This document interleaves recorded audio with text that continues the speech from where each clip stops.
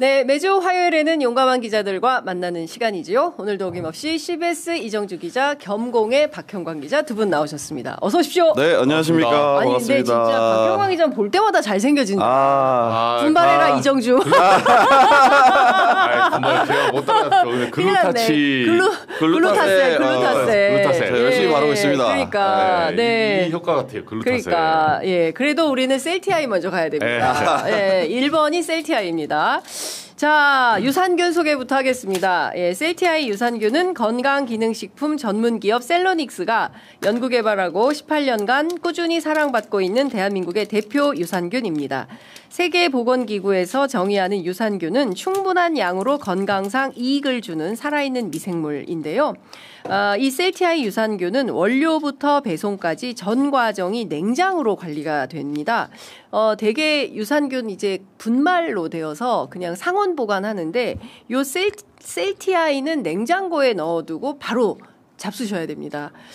그렇게 이중 보호 포장으로 드시기 직전까지 보호하는 살아있는 유산균입니다. 캡슐형으로 되어 있습니다. 그래, 캡슐형이에요. 예, 바로 드시면 되겠어요. 네, 자, 여러분들의 장 건강을 기자들의 장 건강을 저 취재 편의점이 챙겨드리도록 하겠습니다. 중요하죠. 네, 그렇습니다. 그래야 열심히 일할 수 있어요. 예, 취재 잘할 수 있습니다. 오늘도 여쭤볼 게 많아요. 네. 자, 셀러닉스 집계 기준 2024년 1년간 모두 66만 개의 셀티아이가 소비자들을 만났고요. 올 3월 기준 네이버 리뷰 평점 4.9점. 굉장히 높습니다. 대한민국 대표 유산균. 지금 네이버에서 셀티아이를 검색해서 수많은 내돈내산 후기를 확인해 보시면 좋을 것 같습니다. 요 셀티아이가 좋은 게 뭐냐면 연령대별로 구분해서 상품이 마련되어 있어요. 그러니까 이거 혹시 어른들 먹어야 돼서 아기들은 못 먹는 거 아니야? 하실 수 있잖아요. 그런데 아기들, 그리고 어린이, 학생, 성인, 그리고 50대 이상, 또 임산부까지 다양하게 그 맞춤형으로 구비가 되어 있어서 편안하게 드실 수 있으실 것 같습니다. 지금 네이버에서 화장실이 즐겁게 변한 찐 후기 확인하시고 선택하시면 되겠습니다. 자, 지금부터 여러분들의 화장실 타임을 즐겁게 바꿔드리도록 하겠습니다. 저도 한번 사실은 이제 오늘은 까먹고 못 먹었는데 이거 먹으면 진짜 편안하게 화장실을 다녀오실 수 있다. 아침에 드시나요? 저녁에 드시나요? 저는 주로 아침에 먹습니다. 예, 자, 제가 좀 약간 심합니다. 관리가 좀 필요합니다. 이게 왜냐면 기자들이 불규칙하기 때문에 맞아요. 이게 굉장히 심해요. 맞아요. 예, 그리고 저희가 마감 때는 또 화장실도 못 가잖아요. 맞습니다. 마감부터 하고 술도 많이 먹고. 예, 그러니까 많이 힘들어요. 자, 두 번째. 마치 박형광을 위해서 나온 상품인 것 같은. 안 됩니다, 이제. 네, 글루타셀 스프레이 소개해드리도록. 근데 진짜 날마다 볼 때마다 얼굴이 변해 있어. 많이 우리 이정주 기자도 열심히 뿌립시다. 알겠습니다. 예. 자, 글루타셀 가려움 완화제 소개하겠습니다. 피부가 건조하고 가려운 분들을 위한 맞춤형 제품입니다. 기온이 올라가고 더워지면 피부가 유난히 민감해지는 분들이 있는데요. 민감해진 피부는 긁으면 긁을수록 더 긁고 싶어지게 된다고 해요. 그럴 때 긁지 마시고 글루타셀을 한번 확 뿌려보시기 바랍니다. 자, 지난 10년간 수만 명의 피부를 편안하게 해드린 이 글루타셀이 브랜드 런칭 10주년을 맞이해서 처음으로 전 품목 할인 행사를 진행합니다. 6월 말일까지 얼마 안 남았습니다. 예, 6월 말일까지 진행되는 이번 이벤트에서는 할인 행사뿐만 아니라 대용량 200ml 제품을 구입하시면 10주년 기념으로 특별히 만든 100ml 제품을 증정합니다. 오랫동안 긁어온 경우에 자주 사용해야 된다는 것을 알면서도 가격이 살짝 부담스러워서 대용량 구입 망설이신 분들 계시는데요. 그런 분들께 이번에 좋은 기회가 될 것 같습니다. 다들 아시는 것처럼 10년간 한 브랜드로 꾸준히 판매된다는 것은 소비자들에게 인정받는 제품력 없이는 불가하다. 이런 말씀을 드릴 수 있겠습니다. 피부가 민감하신 분들은 전국에 있는 글루타셀 취급 약국이나 인터넷에서 과학적으로 개발된 글루타셀을 찾아보시기 바랍니다. 근데 진짜 박형광 기자가 비포 앤 애프터 사진 한번 만들어서 날마다 잘생겨지고 있어요. 이게 근데 진짜 좋아요. 그리고 이게 지금 미스트 뿌리는 것처럼 뿌리는데 항상 필요합니다. 그리고 이게 제가 그때 보면 손에 묻혀서 이렇게 뿌리는 거. 맞아요. 근데 저 직사로 뿌리기 더 좋더라고요. 네. 직사로 뿌리면. 네. 알겠습니다. 자, 오늘 김은희 님이 이정주 기자 보러 왔습니다. 이렇게 뭐 이렇게 좀 뿌려놓고 왔어요? 사람들을? 저희 팬 좀 있습니다. 아, 팬 좀. 저희 취재 편님에서 발굴한 팬들 몇 분 계세요. 아까 보니까 아침 일찍 임금님 귀에 캔디님께서 댓글 달아주셨는데요. 제가 어제 시사인 방송에서 임금님 귀에 캔디님 우리는 댓글 안 다신다 했더니 바로 또 달아주셨어요. 감사합니다. 댓글은 아니다시지만 방송은 계속 보고 계시다라는 말씀 저희가 봤습니다. 고맙습니다. 박형광 기자님한테는 필수템인 것 같습니다. 정말 홍조가 많이 가라앉아가지고. 이정주 댓글 부대 알바 쓰냐? 저도 좀 알바 좀 쓰게 김건희처럼 특활비 좀 주세요. 그러니까. 아니, 그러니까 그거부터 좀 여쭤봅시다. 왜 안 나옵니까? 김건희 그녀가 궁금한데 그 아산병원 한 번 더 갔습니까? 최근에 아산병원 동태는 어떻습니까? 아산병원은 이제 사실 그런 얘기 나오더라고요. 이제 곧 나올 거다. 이번 주 안에 곧 나올 거, 태어날 거다라는 얘기가 있긴 한데 정확한 거 취재가 안 돼요. 사실 그 안에 들어가면 아방궁처럼 아무도 들어갈 수 없는 공간이거든요. VIP실은 굉장히 철저하게 폐쇄되어 있기 때문에 쉽지 않습니다. 아니 어제 사실은 제가 그 시사인에서 봉지욱 기자가 아산병원 의사 제본 얘기를 해줘가지고 저도 어제 밤부터 해서 오늘 아침에 이제 추가 취재를 쭉 해봤더니 그 얘기가 있잖아요. 그 태광 이호진 회장을 그때 뭐랄까 병보석 됐을 때 뭐 실제로는 굉장히 뭐 여러 가지 위중한 병임에도 불구하고 돌아다니면서 떡볶이 먹고 다녀가지고 상당히 커다란 논란이 됐던 그 태광에 이제 이호진 회장 입원시켰던 바로 그 의사가 김건희 씨 입원한 의사다라는 이제 제보가 뉴스타파에 왔다는 거예요. 그래서 이제 관련된 내용을 저도 오늘 쭉 취재를 했더니 이제 의사들 얘기는 실제로 아산병원, 그러니까 전반적인 의사들이 굉장히 뭐라고 해야 됩니까? 그 경기도, 울산, 대구 의사회장이 김문수 지지선언 하는 것처럼 전반적으로 상당히 이제 일제강점기 때부터 우편향되어 있다. 의사 집단이. 이제 그런데 그 중에서도 우파 라인이 좀 있을 거다. 정서상 우파 라인이 아산병원에 있을 것이고 이제 그런 사람들의 도움을 받아서 그 입원을 할 수 있게 된 거 아니냐. 왜냐하면 지금 병원에 입원하기 굉장히 어려운데 이제 김건희 씨가 입원하게 된 것은 그렇고 관련해서 이제 지금 박형광 기자 말씀처럼 지금 그 VIP 병동은 출입 통제가 굉장히 심해서 만나는 사람이 극히 제한적이다. 그래서 그리고 또 아시는 것처럼 의무 기록은 개인정보이기 때문에 잘 유출도 안 된다. 이거 유출하면 범죄다. 범죄죠. 그래서 관련된 내용이 거의 안 나오고 있는데 그 검찰이 불렀는데 또 안 나갔지 않습니까? 어제? 그럴 경우에는 그 아산병원 의사 말고 다른 병원 의사하고 같이 가서 입원 상태를 좀 확인하고 실제로 나올 수 있는데 안 나오는 건지 아니면 그냥 버티는 건지 이게 확인이 되면 바로 소환장 발부해가지고 수사하면 된다. 이제 이런 얘기들이 나옵니다. 그러니까 아산병원 의사 말고 다른 병원 의사가 가서 김건희 씨 상태를 확인해야 된다. 근데 이번 주에 나오는 거 맞아요? 확실하게? 나온다라는 얘기가 많이 돌고 있죠. 그래서 이번 주에는 나온다. 이번 주에 나와서 어디로 간대요? 검찰로 간대요? 그것까지는 잘 모르겠는데. 가셔야 되지 않을까요? 그러니까 지금 뭐 피할 길이 없는 것 같아요. 검찰 수사를 계속 피하고 있기 때문에 이건 좀 아니지 않는가. CBS는 뭐 좀 취재한 거 없습니까?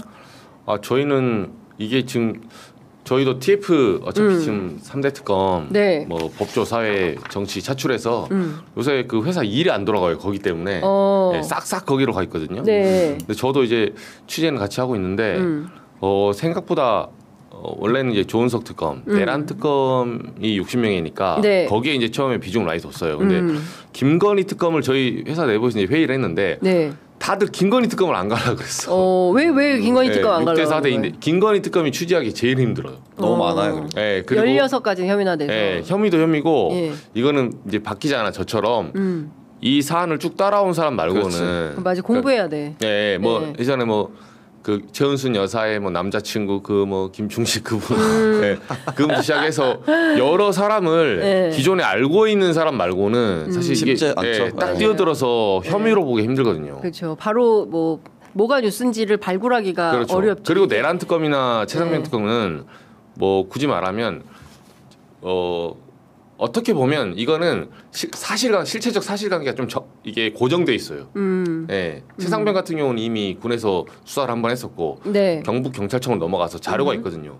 그리고 사안이 생각보다는 단순해요. 그러니까 예, 박정훈 대령 부르고 VIP 경로서를 부르고 예전에 02 뭐 80 뭐 700에 8080 800에 7070 그 네. 번호가 누군지 뭐 주진우 의원인지 네. 뭐 김건인지 윤석열인지 네. 이거 이제 내선 번호 짜맞춰 가지고 네. 몇 번 진술 면담해 보면 되거든요. 네. 근데 내란 특검도 마찬가지로 내란 당시에 계엄 당시에 국무회의에 있었던 사람들 네. 뭐 김문순 빠지고 뭐 누구 왔었고 네. 추경호 당사 이동했고 예. 이런 것들을 예. 사실 당시에 가장 최근에 있었기 때문에 혐의자들을 불러서 대질심을 하면 금방 끝납니다. 네. 어떻게 보면. 예. 근데 김건희 이거는 도이치모터스 15년에 걸친 역사잖아요. 어떻게 보면. 예, 예. 그래서 이 역사 안에서 따라가야 돼서 약간 그 취재원들의 지점이 있어요.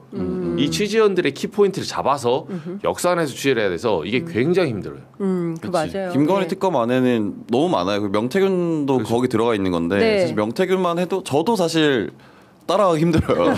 정리가 안 돼요. 너무 많아서 나온 게. 그 정도로 사실 김건희 특검에 기자들이 붙기 싫어하죠. 네. 일이 많네. 일이 많죠. 일이 많네. 네. 기왕이면 좀 쉬운 거 보내줘라. 네. 이런 거군요. 아니, 그 성과도 안 나오고. 할 수 없이 선배들이 좀 가서 해야 되겠네. 구력 있는 선배들이 가서 일할 수밖에 없겠다. 네. 그러나 이제 보통 후배들을 몰아넣었다. 그렇죠. 예, 속보 나와서 몇 가지 전해드리겠습니다. 이란 외무장관이 이스라엘이 공격을 멈추면 휴전하겠다라는 입장을 밝혔습니다. 이란 입장에서는 사실 공격을 먼저 받았는데 이제 휴전에 응해야 되는 상황이기도 하고 그 중국하고의 관계에서 이게 사실 경제적으로 굉장히 큰 전 세계가 힘들어지기 때문에 뭐 결단을 한 것 같은데 이란 입장에서는 좀 뭐 어떻게 보면은 지금 좋은 포지션이 됐다라는 게 외교적인 전문가들의 설명이잖아요. 뭐 약간 사실 핵무기 개발을 할 수 있는 명분도 얻었다. 그러니까. 전쟁은 어쨌든 하면 안 된다라는 말씀을 좀 드리면서 하여튼 몇 가지 뭐 들어온 속보들을 보면 어쨌든 코스피, 코스닥 뭐 지금 계속 올라가네요. 어쨌든 휴전 합의를 했다는 것에 대해서 코스닥이 장중 800선을 상향 돌파했고 약 11개월 만이다. 라는 보도가 지금 나오고 있습니다. 어쨌든 전쟁이 끝나고 평화가 와야 돈이 된다. 그렇죠. 라는 말씀을 좀 드리겠습니다. 요 얘기 좀 여쭤볼게요. 어제 그 나토 대통령 못 가고 그리고 그 안보실장이 대신 참석하기로 결정이 됐는데 관련해서 국민의힘을 비롯해서 그 보수 언론 특히 조선일보가 세게 보도를 했어요. 마치 국익의 훼손이 있는 것처럼. 그런데 뒤이어서 나온 보도는 어땠습니까? 박형광 기자님. 이게 프레임작이 너무 좋은 보도죠, 사실. 예. 네, 이게 뭐 왜 가서 미국 만나야 되는데 안 만나냐? 너 G7에서도 못 만났잖아. 라는 이제 사실 우파 쪽에 보수 진영 쪽에 어필하기 좋은 메시지를 간략하게 던진 거고. 네. 근데 뭐 일본도 안 가고 호주도 안 가고 그게 사실 이게 여기 가면은 네. 그 미국이 짜놓은 판에 우리 군사 동맹와 같은 모습을 보이는 거거든요. 그래서 예. 미국을 지지하는 모습을 보이는 거기 때문에 지금 가서 국익에 도움될 게 어느 정도가 있느냐. 한쪽 편에 서는 건데 사실은 네. 가면은 예. 외교라는 거는 그 이제 줄타기를 해야 되는 거잖아요. 근데 여기 가면은 나 이쪽 편이야. 미국 완전 미국 편이야. 미국 폭격한 거 나는 찬성해. 좋아 지지해. 이런 뜻이기 때문에 네. 가는 게 좀 위험하다. 그리고 애초에 사실 나토를 참석한다라고 했을 때 예. 물밑에서 그렇게 이제 이재명 정부 초반이니까 크게 뭐 비판하거나 하진 못했지만 다들 이거 가는 건 좀 위험하다라는 의견이 다 가지고 있었거든요. 그래서 나토 불참한다라는 것을 들었을 때는 뭐 괜찮은 것 같다라고 생각했고 그리고 원래 사실은 기자들도 다 준비를 하고 있었어요. 이미 신청을 다 받고 그렇죠. 네, 짐 다 싸놓고. 네, 근데 막판에 결정을 한 거죠. 그 이정주 기자는 어떻게 보세요? 근데 나토를 가고 안 가고가 사실 이제 이재명 대통령이 초반에는 아예 안 간다는 얘기를 안 하고 네. G7만 해도 약간 고려를 하고 있었는데 이 전쟁 여파로 이제 선회를 한 거 부분도 있고 근데 결과적으로 지금 일본 이시바 총리 안 가잖아요. 네, 네. 네, 호주도 빠졌고 네. 그러니까 굳이 말하면 대참이죠. 불참이 아니라 네, 네. 대참을 하는 건데 우리도 대참을 하는 거예요. 유상락 실장이. 그렇죠. 네. 근데 그런 것 같아요. 이제 국내 정치가 국내에서 이제 싸울 때 뭐 anything but ABC, 네. ABB, 뭐 anything but 클린턴, 앤더네, 네. anything but 바이든 무조건 반대한다. anything but 문재인밖에 생각이 안 나가는. 네. AB에 뭐 이런 식으로 네. 매번 하는 말인데 이것도 논리가 그러면 최소한 기본 논리는 좀 갖추고 모양새를 해야 돼요. 네. 그러니까 어제 이제 성명서 보면 국민의힘 의원들 뭐 외교 그 외통위 뭐 그리고 김용태. 네. 김용태 비대위원장, 한동훈 전 대표, 뭐 우르르 막 성명 냈어요. 나경원, 뭐 김기현, 뭐 국제사회 고립 대니부터 시작해서 뭐 여기저기 호주랑 뭐 여기 외신에 의하면 한미 동맹이 위험하다는 둥. 뭐 호주랑 이거 뭐 가능성이 높다는데 호주 안 갑니다. 그참이에요. 일단 사실관계부터 틀렸어요. 당장 서너 시간이면 틀릴 성명을 내고 있는 거예요. 맞아요. 제가 얘기하고 싶은 게 바로 그 점입니다. 이재명 대통령 어떻게든 깎아내려고 너 잘 걸렸다. 저 사진 나오잖아요. 김은혜 의원하고 나오잖아요. 우리는 뭐 다 가는데 일본, 호주도 가는데 일본, 호주도 안 간다니까요. 안 간다니까. 근데 그 다음에 성명이 없어요. 그러니까요. 그럼 사실관계 틀렸잖아요. 맞아요. 아니 뭐 예측 틀릴 수 있죠. 미안하다. 잘못했다. 전망 틀릴 수 있죠. 그럼 전망 틀린 거에 대한 뭔가 해석이 나와야 돼요. 그러니까요. 우리만 왕따되냐? 3명이 왕따인데 그러면 뉴질랜드 혼자 왕따네. 그러니까. IP4에서는. 그러니까 이거 사실 그러니까 이런 식으로 무조건 반대만 하다가 반대를 위한 반대를 하는 거잖아요. 그렇습니다. 아무 생각 없이. 그러니까 이렇게 좀 머리를 썼으면 좋겠다. 그러니까 저는 최소한 기자들처럼 국민의힘도 취재를 좀 해라라는 겁니다. 그러니까 서너 시간 만에 다 틀리는 것을 나와가지고 열불을 내면서 성명을 낭독을 하고, 그리고 저는 이제 결국 이 사람도 이제 조선일보 보고 하는 행동인데, 조선일보에서 지적한 내용을 고스란히 조선일보와 한동훈 대표하고 워딩이 거의 비슷합니다. 그렇죠. 첫 번째 뭐냐면 이 얘기를 해요. 그 자주파. 이 대통령이 나토 회의에 그 참석하면 중국과 러시아와 멀어진다는 정부와 여당 안에 자주파의 말을 듣고 안 가는 거 아니냐라는 관측이 있다라는 거예요. 근데 사실 이것은 말이 안 되는 주장이거든요. 그 대통령실의 지금 안보실장 위성락 실장은 자주파가 아니에요. 원래 보수적인 외교관 쪽에 그렇습니다. 그리고 보수 정권에서도 위성락 실장에 대한 평가가 뭐냐면 우리가 뭐 어제 제가 이제 통화를 해보니까 위성락 실장하고 위성락 실장하고 같이 일했던 사람. 일했던 사람. 위 실장은 안 받더라고요. 근데 그 보수 쪽에서 우리가 위성락 시장을 잘 쓸 수 있었다. 잘 활용할 수 있었고 이분의 식견을 잘 좀 띄어서 우리가 그걸 놓친 거다. 박근혜 윤석열 정권에서도 그러니까 그런 후회를 해요. 이분이 막 치우친 사람이 아니거든요. 근데 가서는 이제 균형 외교 이런 거 하면서 나름 영향을 펼치고 있는 건데 그러니까 대미 자주파 예전에 어떻게든 뭐 용공 조작, 너네 반미 아니냐. 그렇죠. 사실 이게 자주파라고 하지만 지금 반미라고 씌우고 싶은 거예요. 그렇죠. 아니 저는 자주파라고 하면서 반미 프레임에다가 동시에 이제 색깔론. 그거죠. 그러니까 니네 북한하고 친한 거 아니야? 북중러만 좋아한다라는 성명이 어제 나왔어요. 근데 이것은 북중러하고 아무 상관이 없고 이 사람들의 인식은 여전히 한미일 세계관에 갇혀 있는 것이다. 윤석열 대통령이 지난 3년간 한미일 중심으로 가치 외교 해가지고 우리에게 남은 게 무엇입니까? 없어요. 손에 잡히는 국익이라는 게 없습니다. 오히려 퍼주기. 다 퍼졌죠. 퍼주기 대일, 퍼주기 대미 외교를 했고, 그리고 앞서 말씀하신 대로 위성락 비서실장은, 안보실장은 그 노무현 정부 때부터 유명한 동맹파예요. 자주파가 아니에요. 그렇죠. 그런데 이제 이런 주장을 하고 있다.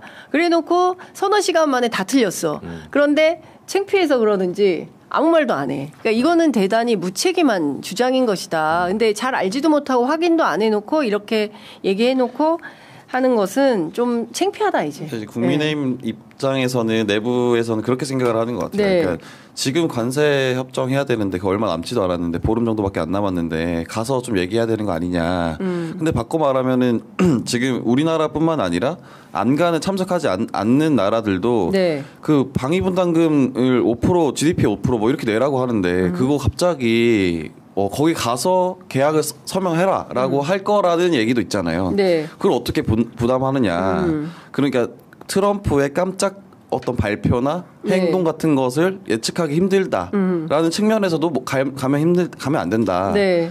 얘기가 나오거든요. 근데 그걸 지금 가서 협정을 해서 와라라고 하는 것은 사실 그냥 비판을 위한 비판이다라고 그렇죠. 좀 보이죠. 사실. 예. 그러니까 이것은 무슨 얘기냐면 트럼프나 미국 정부에서 우리에게 손해가 되는 어떤 결정을 하더라도 우리는 동맹이니까 그냥 따라야 돼라는 식의 대단히 이제 굴종적인 그런 외교관을 갖고 있는 것이다. 그렇죠. 이런 사람들이 정치하니까 대한민국이 엉망진창이 되는 거다 싶고 그 어떤 상황에서도 국익을 기반으로 국익이 있느냐 없느냐 이게 이제 중요한 그러니까 가치 기준이 되어야 되는 거 아닙니까? 그렇죠. 그런 차원에서 보면 국민의힘 참 아니 그리고 무엇보다 한미일 외치면서 매번 하는 말이 무슨 그 한미일 동맹 자유진영 뭐 동맹 금지 오교처럼 하잖아요. 그건 맞아요. 근데 정작 일본이 빠졌다니까요. 그러니까 일본 안 가. 좌빨이네. 이시바 왜 요구 안 합니까? 이시바가 좌빨이야? 좌빨이죠. 안 가. 어디 트럼프 형님이 자는데 이게 빠지고 있어. 네. 일본도 지금 이 사람들 입장에서는 공산주의예요. 그러네. 좌빨이고. 반미지 지금. 네. 이시바를 공격해야겠네. 네. 네. 이제 일본 때리고 시작해야 돼요. 북한도 좌빨. 네. 일본은 좌빨. 우리는 위아래로 다 공산주의 국가에 있습니다. 지금 이게 둘러싸여 있네. 열강 사강에 그러니까. 아주 위험한 상황입니다. 그러니까 진짜 이런 인식이 좀 공부부터 좀 하고 문제 지적을 하든지 해야 된다. 좀 창피하다. 왜 부끄러움은 늘 국민들의 몫이냐. 제가 보기엔 국민의힘 당원들도 좀 창피할 것 같다는 생각이 좀 듭니다. 창피하지 않으실 것 같아요. 네. 그래요? 그게 그 후속을 잘 쫓아가지 않아요, 사람들이. 그래요? 네, 그래서 그 메시지 자체를 사실 우리 보수 진영을 독려하는 데 쓰는 거다. 되게 구태한 정치 중에 하나다라고 저는 좀 생각이 좀 들더라고요. 그러니까요. 자, 어제 이제 정부 인선 난 것에 대해서 여러 가지 평가들이 있는데 기자들 사이에서는 가장 주된 평가는 어떤 겁니까?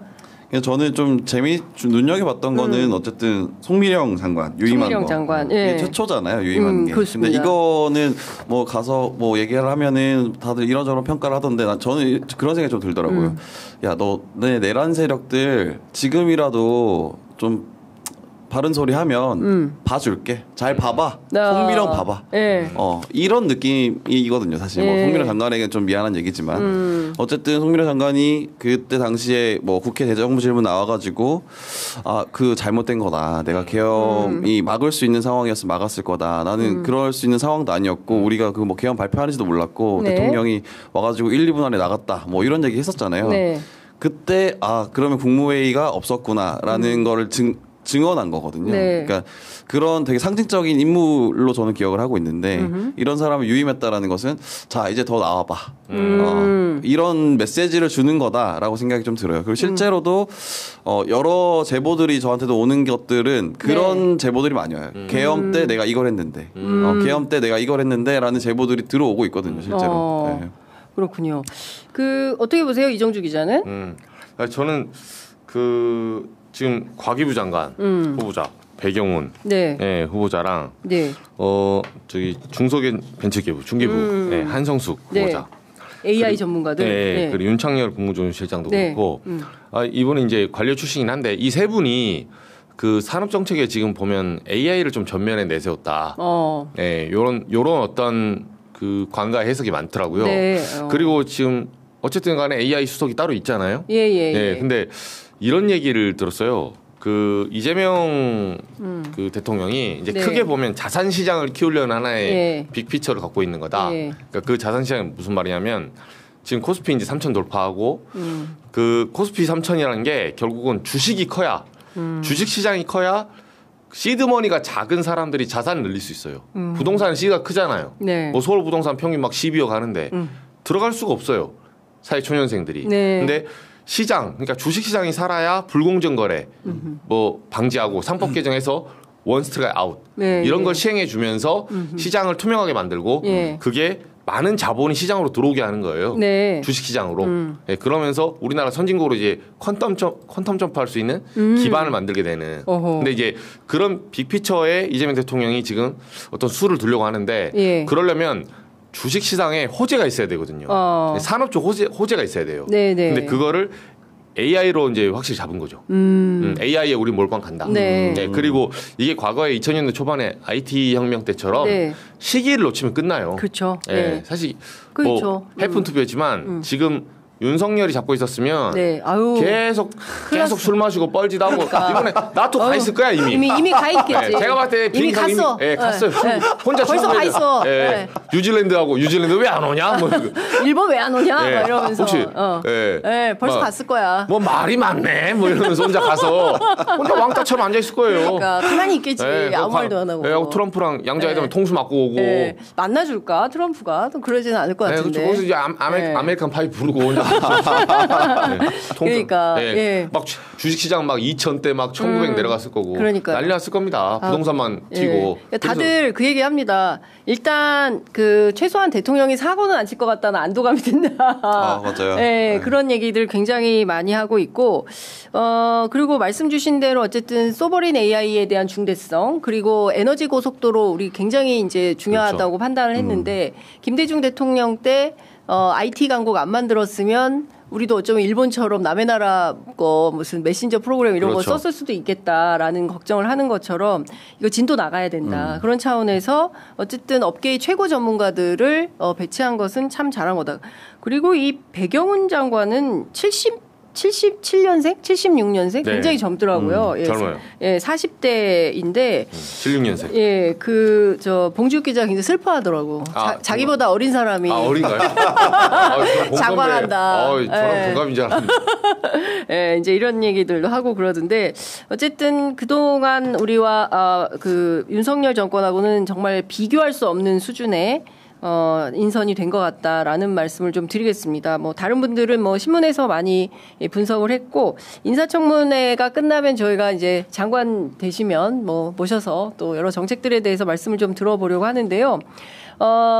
지금 인청 준비해야 되는 장관 후보자들이 각각 다 오늘 출근했어요. 그래서 여러 메시지가 나오고 있는데, 속보로 전해진 것은 조현 외교부 장관 후보자가 미국부터 간다는 고정관념에서 벗어나야 된다.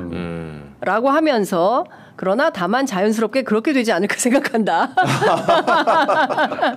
이분 유머 있으셔. 예, 조현 장관님 유머 있으시네요. 벗어나야 된다.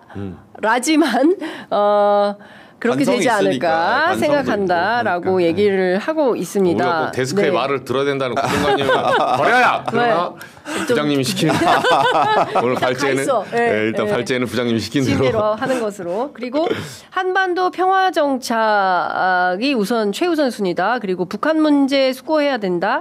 한일 관계 발전해야 되고 문제 있으면 조용한 외교로 풀어야 된다라는 입장을 기자들에게 설명을 했습니다.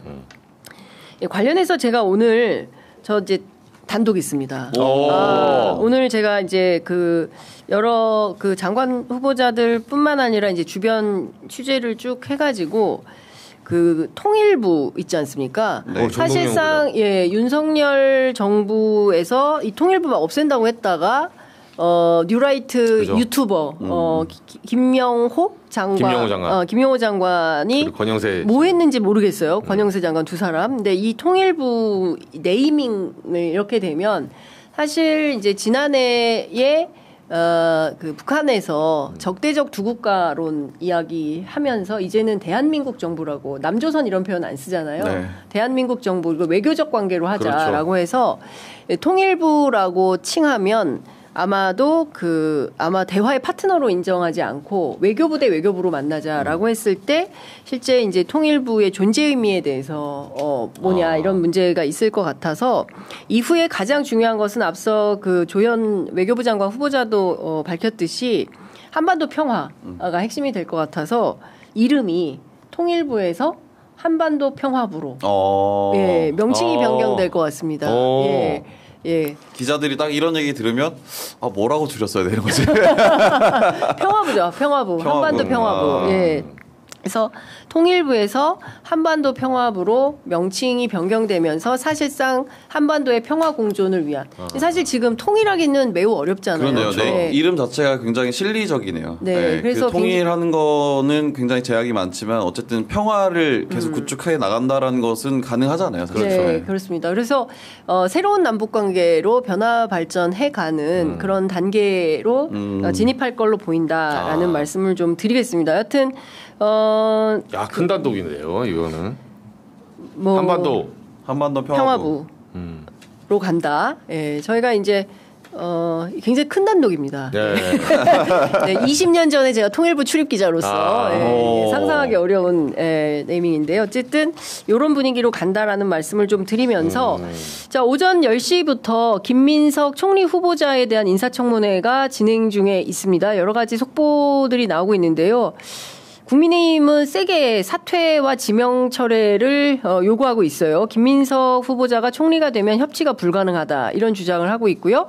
송원석 원내대표는 김민석 후보자는 친명 개딸 결집에 치중하고 있다라고 주장을 하고 있습니다. 관련해서 김민석 후보자는 혁신, 실용, 현장형, 소통형 총리가 될 것이고 검증에 성실하게 답변하겠다라는 입장을 밝히고 있습니다.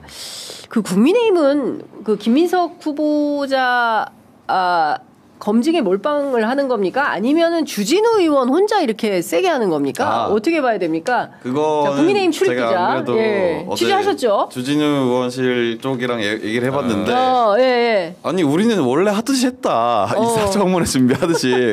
근데 눈 떠보니까 나만 앞에 있더라. 이런 얘기를 하더라고요. 그러니까 아무도 안 따라오더라. 왕따 의료같이. 왕따 검증이야. 그렇죠. 혼자 그러니까 아무도 안 따라와서 원래 하던 대로 했는데 아무도 안 따라오니까 본인이 좋은 받더라. 라는 얘기를 하고 그리고 왜 아무도 안 따라온대요? 그거는 좀 명확합니다. 사실 그 국민의힘에서는 김민석 그 후보자를 통과 안 시킬 이유가 없어요.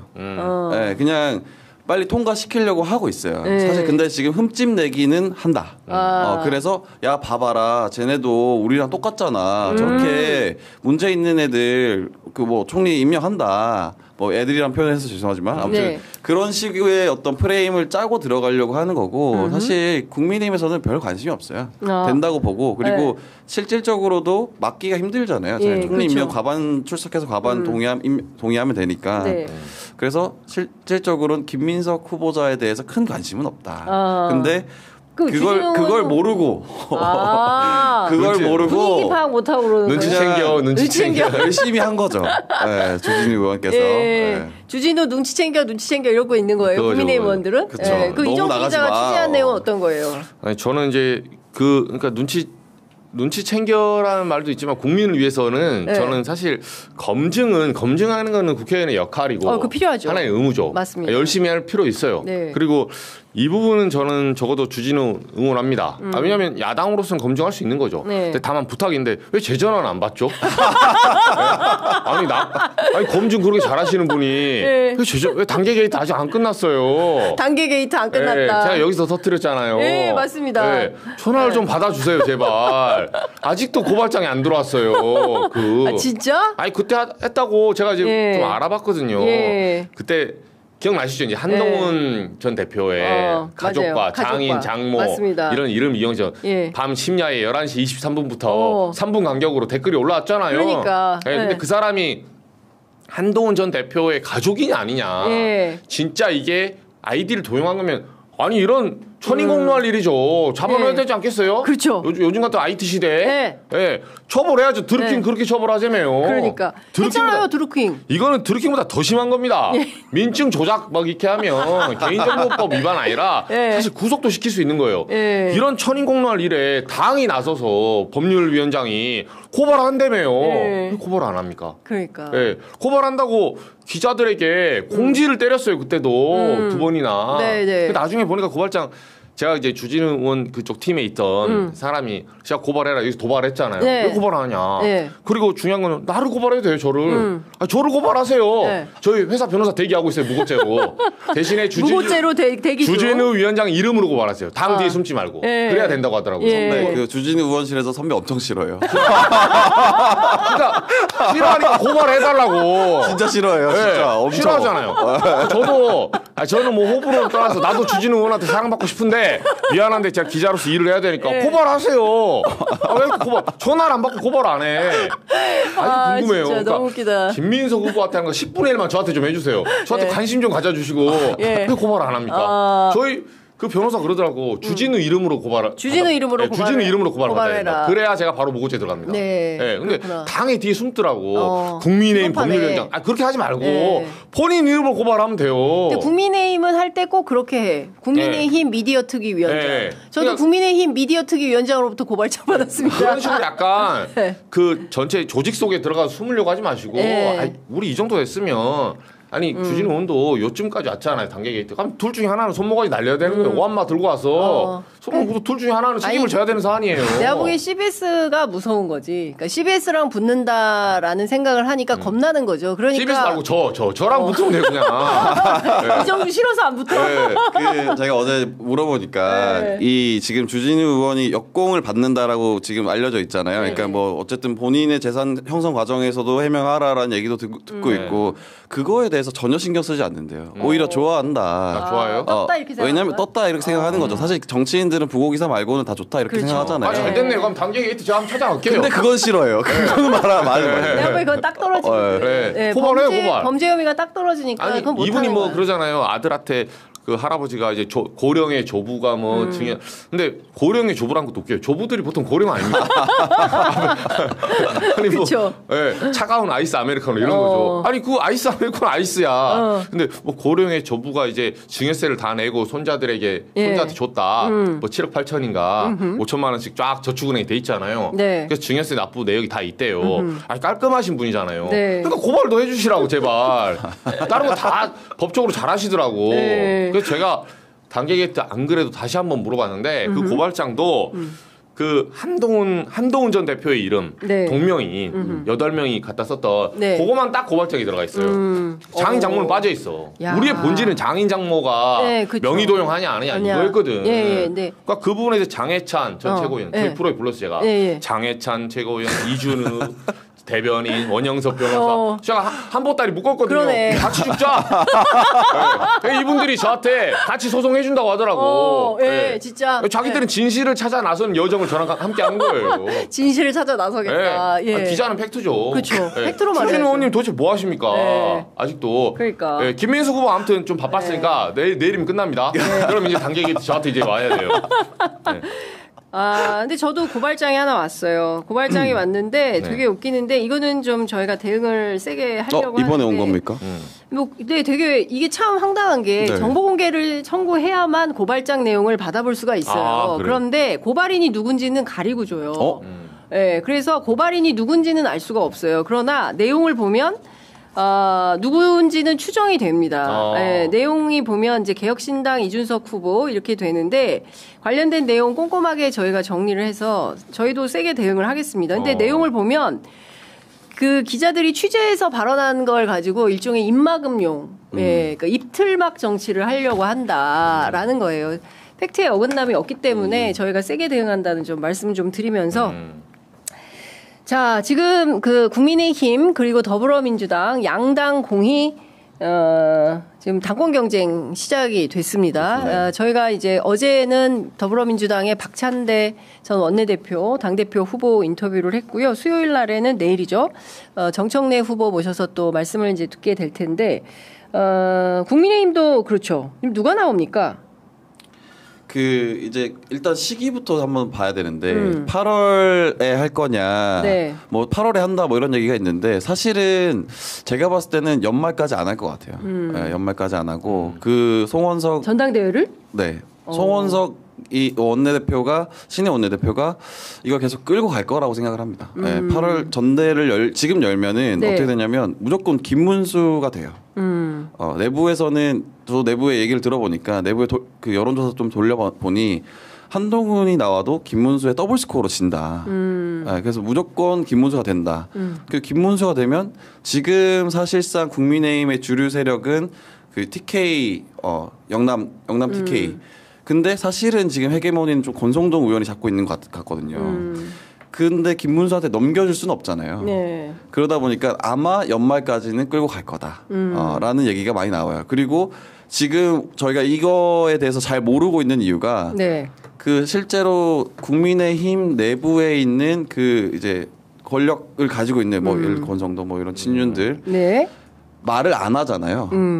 아예 말을 하지 않습니다. 아무 말도. 그러니까 본인들끼리만 내부에서 알고 결정을 하는 거예요. 네, 짬짬이 하고 있죠. 네, 그래서 의총에서도 말을 안 해요. 왜냐하면 김용태 비상대책위원장 자꾸 밖에 나가서 다 얘기한다는 거예요. 네. 김용태, 이준석 이런 사람들한테 말하면 밖에 다 알려진다. 본인도 밖에 얘기하지 않을까? 얘기 안 해요. 그래서 오히려 지금은 연말까지 갈 가능성이 훨씬 높다. 저는 그렇게 봅니다. 그렇군요. 네. 이정주 기자 취재는 어떻습니까? 저는 만약에 이게 민주당 전당대 8월 1일이죠. 8월 네. 2일인데 예. 국민의힘이 만약에 민주당 전당대 시기 즈음에 전당대를 못 열면 저도 박 기자처럼 뒤로 밀린다 봐요. 열게 되면 네. 카운터파트의 시기를 맞춰서 그 즈음에 열려야 되는 거고. 네. 근데 이게 8월이 그 휴가철이기도 하고 네. 당원들 투표율이 생각보다 낮아요. 왜냐하면 대선 패배한 이후에는 네. 당원들이 좀 쪼개져 있거든요. 그래서 당원들이 많이 가입도 안 하고 네. 그 투표율이 낮은 상황에서 이제 주도권 잡은 사람이 조직표로 승리를 할 가능성이 높은데 네. 지금 분위기는 지금 하고 싶어 하더라고요. 김문수 후보 전 의원 네. 그리고 한동훈 전 대표. 네. 한동훈 전 대표 얘기 들어보니까 최근에 그 뭐 윤희석 대변인하고 이제 측근들 있잖아요. 등등등하고 모였다고 하더라고요. 아니 한동훈 전 대표는 제가 최근에 보니까 엄청나게 의견 청취를 많이 하고 있다는 네. 거예요. 뭐 기자들도 만나고 하는 것 같던데 나의 운명을 어떻게 하면 좋겠냐라는 유튜브 잘 어울리시던데. 라방 잘하시던데. 라방 돌돌이. 돌돌이 조금만 위로 올려주세요. 그래서 저도 이제 뭐 취재를 좀 해봤는데 네. 사실은 이제 그 저는 그 국민의힘 출입을 조금밖에 안 해가지고 사실은 민주당 출입을 오래 해서 이 당 취재하기 전 너무 어렵더라고요. 그래서 참 오래 못했는데 하여튼 한동훈 전 대표 같은 경우에는 출마 문제를 어떻게 할 건지를 둘러싸고 이제 의견 청취를 쭉 하고 있는 것 같아요. 여러 집단에. 그런데 그 한동훈 캠프 안에서 이번에는 쉬는 게 좋겠다. 근데 한동훈 대표는 나오고 싶어요. 한동훈 대표는. 근데 이제 주변에서는 나오지 말라. 왜냐하면 근데 이 와중에 제가 이제 명태균 씨로부터 전화가 온 거예요. 네. 그 본인이 이제 또 판을 짜고 있어. 그래가지고 한동훈 대표 지금 나오면 안 된다. 안 되고 왜냐하면 이미지 자체가 그 지난 그 당내 경선에서 패배했잖아요. 그죠? 패배했고 그리고 지난 대선도 패배했잖아요. 그런데 또 총선도 졌고 본인이 이끌었던 그리고 나서 이제 내년 지방선거도 국민의힘이 굉장히 이기기 어렵다. 어렵죠. 그렇게 해서 계속 지는 이미지로 구축되면 다음 대선에 후보가 될 수 없다는 거예요. 그래서 한동훈은 한 템포 쉬어가는 게 좋겠다라는 생각이고 국민의 바람인가요? 그러면? 모르겠어요. 그래서 국민의힘에서 네. 이제 그 얼마 전에 나경원 의원이 어떤 얘기를 했냐면 이낙연 그쵸. 그다음에 손학규 그렇죠. 이런 사람들 얘기를 했어요. 그래서 아마도 국민의힘 차기 대표는 나경원의 손을 잡은 이낙연이 될 수가 있다라는 예상을 명태균 씨가 했어요. 근데 그 비슷한 무렵에 나경원 의원 관련된 기사가 막 나오더라고요. 그래서 어쨌든 이게 무슨 뭐 내고가 있었는지 모르겠지만 뭐 각자 그런 판단하는 것인지는 모르겠지만 이제 그런 뉘앙스의 움직임이 있더라라는 것이고 한동훈 캠프 안에서는 어쨌든 출마에 대해서 조금 반신반의 그래서 쉬었다 나가는 근데 이제 한동훈 스스로는 나는 이번에 반드시 나와야겠다 이런 판단을 하고 있다는 거죠. 대부분 중요한 포인트에서는 다 참모진은 쉬라고 했어요. 대선도 나가지 말라 그러고 총선 패배 이후에도 다 쉬라고 했는데 본인의 의지가 굉장히 강한 사람이기 때문에 그래서 나가는 거죠. 잊혀지지 않기 위해서. 네, 잊혀지는 것에 대해서 굉장히 두려워하시는 거고 그래서 사실 라방 하는 것만 봐도 알 수 있잖아요. 네. 그 정도의 사실은 어떤 위치까지 올라갔던 사람이 저렇게 라방 하는 게 물론 어떻게 보면 친근해 보일 수 있지만 좀 너무 많이 하고 있잖아요. 소진이 너무 많이 되고 있는데도 본인이 저렇게 하는 것은 어쨌든 잊혀지지 않고 잊혀지는 게 너무 두려웠기 때문에 저렇게 하는 거다라고 볼 수 있는 아니 거고. 보통 잊혀지고 싶은 사람이 누가 라방을 합니까? 하던 라방도 안 하죠. 그렇죠. 예. 저는 나온다고 봅니다. 한동훈 출격한다. 네, 판 열리면 나온다고. 네. 네, 그리고 당선은 김문수가 되고 당선 김문수. 네. 무조건 판 깔아주고. 판은 깔아주되 당선은 김문수가 네. 됩니다. 예. 안철수는 어떻게 할 것 같으세요? 그러니까 의원들이 계속 안철수 얘기를 계속해요. 안철수 얘기하는데 네. 그거 자체가 사실은 기자들한테 페이크다. 페이크다. 기자들한테 주는 페이크다. 왜냐하면 누구 나와요 했을 때 뭐 다른 사람 이름 얘기하면 막 기사가 나거나 혹은 뭐 놀라거나 이러는데 안철수 이러면 하고 만다라는 거예요. 다 기자들이. 하고 그냥 더 물어보지도 않고 그래. 그래서 이제 안철수를 얘기하는 거다라고 하는 거고 제가 봤을 땐 연말까지 끌고 가서 좀 판이 바뀌길 기다리는 것 같아요. 그렇게 될 것 같다라는 추측을 해봅니다. 연말까지 끌면 판이 바뀌겠습니까? 제가 보기에는 지금 그 이재명 정부 움직임으로 보고 그리고 또 올 하반기는 무조건 특검 정국 아니겠습니까? 그렇죠. 그러면 명태균 게이트의 국민의힘 의원들 제가 보기에는 줄줄이로 포토라인에 서서 수사 또는 조사 받아야 될 걸로 보이는데 이제 정치 보복 프레임이 들어가는 거죠. 그렇게 되면. 그리고 왜 연말까지냐. 그러면 지금 인청 때 흠집을 내놓고 국감 때 또 때린다. 물론 국감 때 사실은 때리면 안 돼요. 왜냐하면 지금 국감 때 나오는 실수나 잘못들은 다 윤석열 정부 때 있었던 것들일 거기 때문에 하지만 그게 프레임을 덧붙여서 공격수로서 어쨌든 흠집을 내고 계속 그런 부정적 이미지를 더 씌워서 연말에 가면은 그래도 국민의힘에게 기회가 온다라는 생각을 하는 것 같아요. 그리고 어쨌든 대선에서 40%를 넘었기 때문에 국민의힘 후보 김문수 후보가 거기서 굉장히 어떤 희망을 본 것 같다. 내부의 분위기는 좀 그렇습니다. 그렇군요. 자, 어쨌든 기본적으로 국민의힘은 그렇고, 민주당은 지금 양강 구도라고 해야 되겠죠? 예. 양강인데. 찐친 대결? 예. 네. 근데 좀, 표심은 좀 정해져 있던데요, 근데. 어떻게? 그렇죠. 표심이? 네. 왜냐면, 과거에, 예를 들면 이제, 문재인 정권의 반면교사를 좀 삼았으면 좋겠어요. 사람들 한 말이, 이 당대표와 이제 대통령의 관계가 초반에는 당정청, 당정대 관계가 초반에 장관 인선하고 끌고 가고 그리고 인사청문회 통과시킨 것도 이번에 보면 그 원내에서 많이 좀 였잖아요. 네, 그럼 드라이브를 좀 걸어야 된다 이건데 초반 한 그 대통령 같은 경우도 초반 우리나라는 5년 단임제이기 때문에 초반 한 1년 반에서 승부가 나요. 사실은 모든 정책이 그때 각을 잡고 밀어붙인 정책만 남는 거지. 나중에 이걸 키우겠다고 하면 변수들이 많이 발생하거든요. 그래서 그 여당에서 전폭적인 지원하고 호흡을 맞춘 게 좀 많이 필요해요. 근데 문재인 정부 때 보면 첫 당대표가 추미애 대표였습니다. 당시에. 맞아요. 예, 그 탄핵 당하고 나서 바로. 박근혜 때. 근데 박근혜 그때 탄핵할 때도 좀 논란이 있었잖아요. 왜냐하면 양자회담 가겠다고 해가지고 추미애 대표가 당에서는 뭐 우상호 원내대표 당시 반발하고 이제 여러 좀 논란이 있었는데 나중에 문재인 대통령이 되고 나서도 결국은 그거는 뭐 누구의 잘못이라보다는 추미애 당대표가 어떻게 보면 유기적으로 당정대 사이에서 소위 말해서 본인은 평등 정도가 아니라 마음속으로는 정치를 먼저 시작한 사람이잖아요.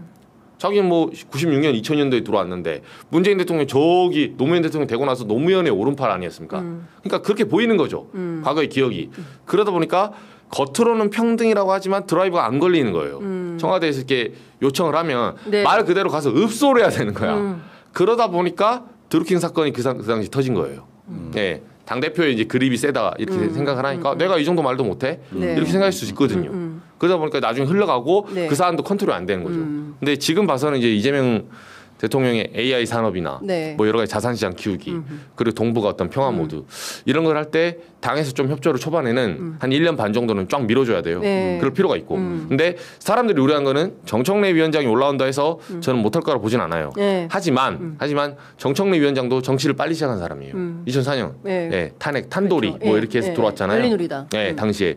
그러다 보니까 구력이 이재명 대통령은 당시에 그 성남에서 이제 인권운동, 시민운동 변호사로서 이 하시던 분이잖아요. 정동영 이제 캠프에 가 있었고 부대변이나 그러다 보니까 정청래 의원을 바라보는 사람들 입장에서는 정청래 의원도 정동영 캠프에 있었어요. 그렇죠. 근데 배지를 먼저 달았으니까.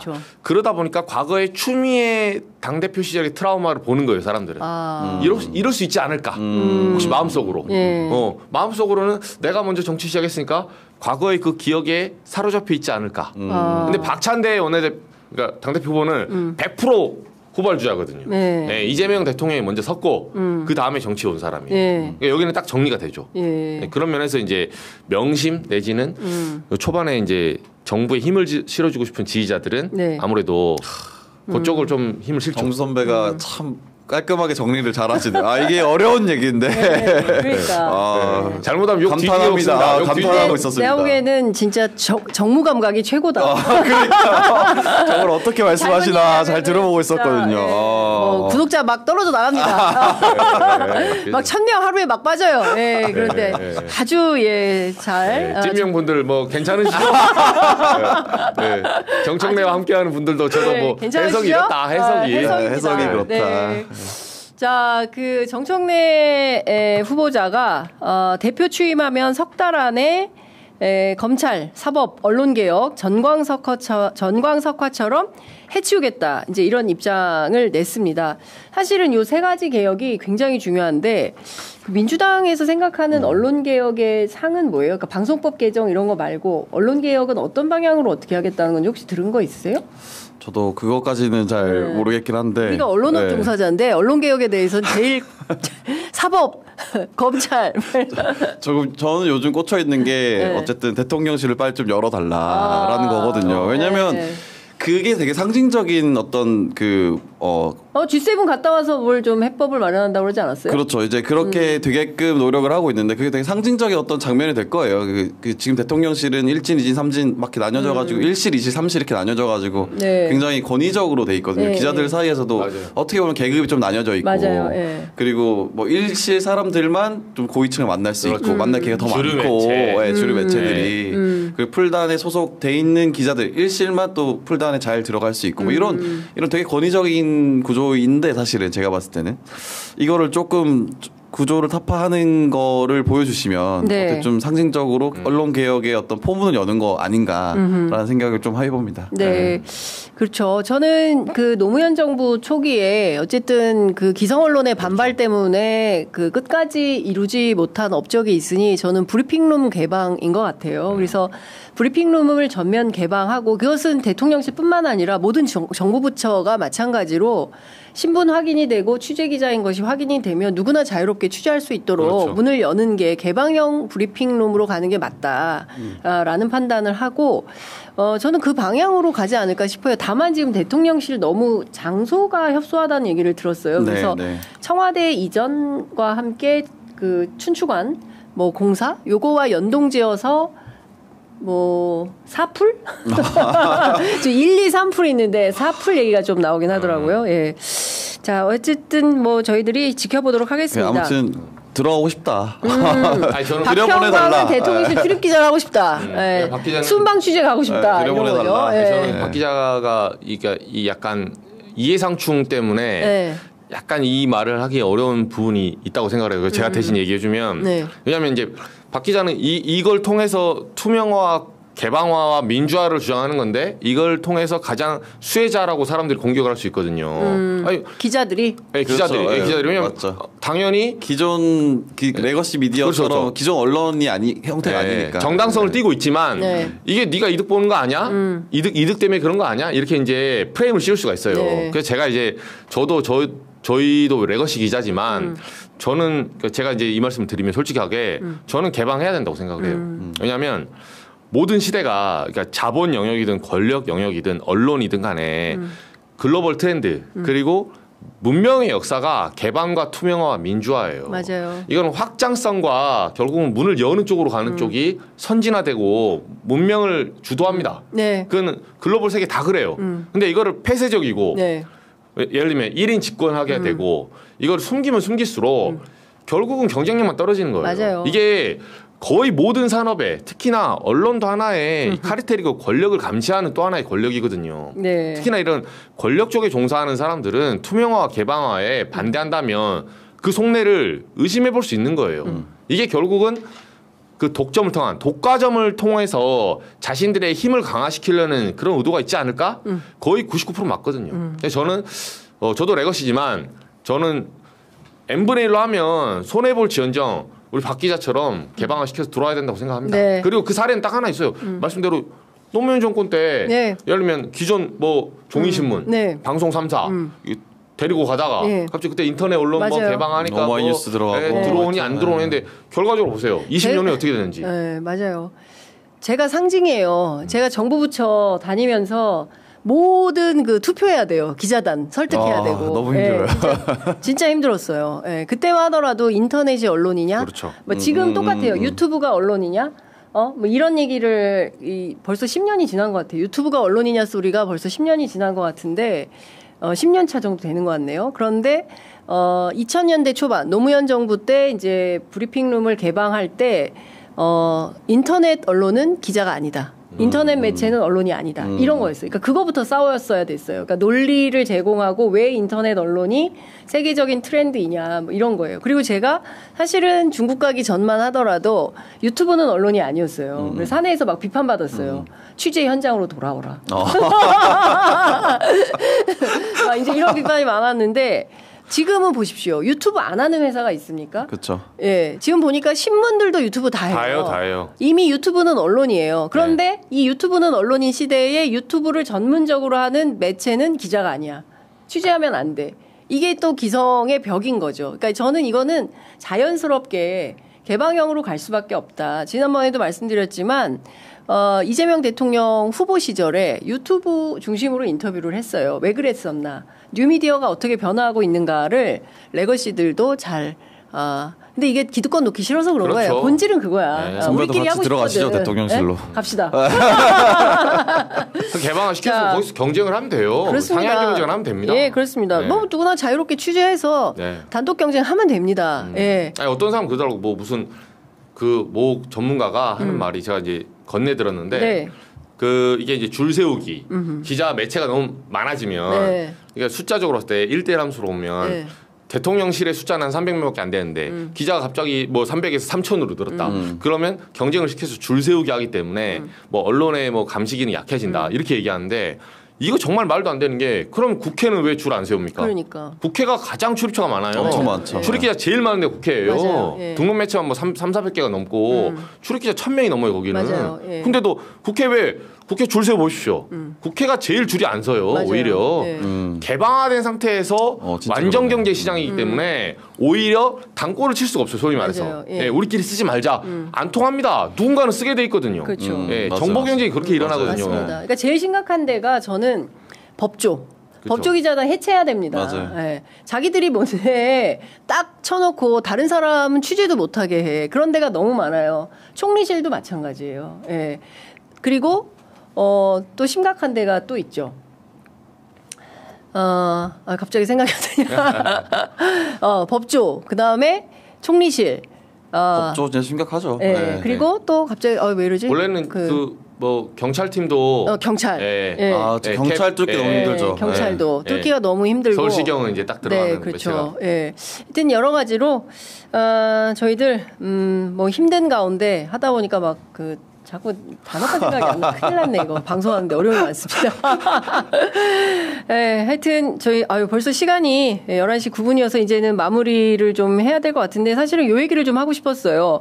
홍준표 시장이 보수 망친 윤석열 한동훈보다 부안해동한 국민의힘 중진이 더 나쁘다. 이런 주장을 해서, 이제 이분의 심경은 무엇인지, 세간에는 여러 얘기들이 나오더라고요. 보수 세판짜기를 시작하는 거 아니냐, 이준석과 함께한다, 이런저런 소문도 있던데. 제가 홍 시장님 측근이랑 좀 가까워서 물어보니까 아직까지 그런 움직임은 없다. 그냥 일단 측근들이랑 밥은 먹고 그리고 요즘 이제 나이가 연세가 있으시니까 지병이 있으시겠죠. 근데 불편한 데가 병원 다니시고 좀 쉬고 있으시다. 그리고 하와이 갔다 와서 얼굴이 엄청 좋아졌다. 그런 얘기는 하더라고요. 근데 아직까지 뭔가를 하려고 구체적으로 하고 있진 않지만 근데 뭔가 하긴 할 거다. 뭔가 하긴 할 거다라는 얘기를 하더라고요. 자, 속보 들어와 있습니다. 숙명여대가 김건희 씨 석사 학위 취소 결정을 이제야 했습니다. 속보이긴 한데 이제야 했습니다. 국민대도 조만간 박사학위를 취소하지 않을까 싶고요. 이제 권력의 힘이 빠지니까 이제야 하는 눈치 보는 대학들. 이러고도 진리의 상아탑이라고 말할 수 있는 것인지 저는 숙명여대 국민대 이런 판단에 대해서 참 안타깝다라는 말씀을 좀 드리겠습니다.